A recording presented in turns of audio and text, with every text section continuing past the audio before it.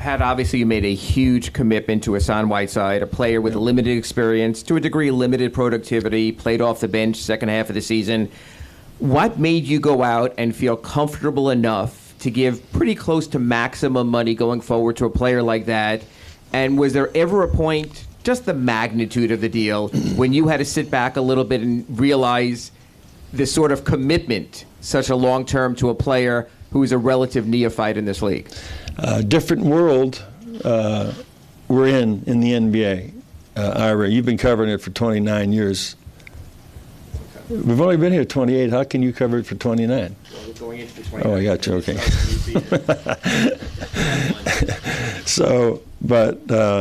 So you've seen the changes over the years. So all of us have been around all these years, have seen how the things have changed. I mean, when I was coaching the Lakers, I remember Jerry West calling me on the phone in my first year and saying, we just signed Mitch Kupchak.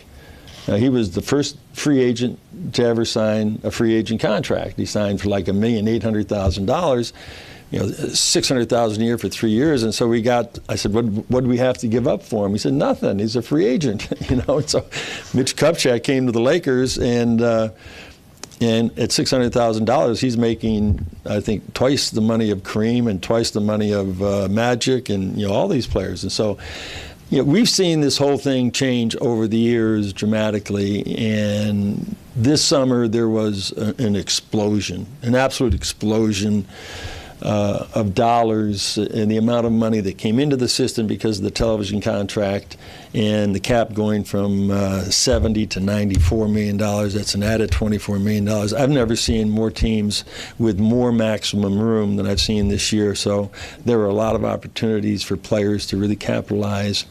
I don't look at that with Hassan.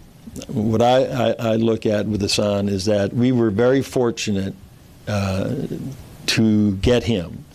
But we did track him, and he was on our radar, and we ended up getting him here.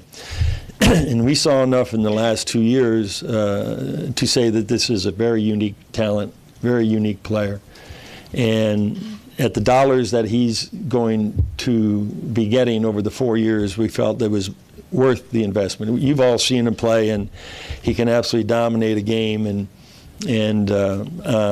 on the defensive end, blocking shots, rebounding, lobs, dunks, all those things. And but I wouldn't judge him and warn him. Don't warn him, please. And you shouldn't do this just because the guy got a max contract.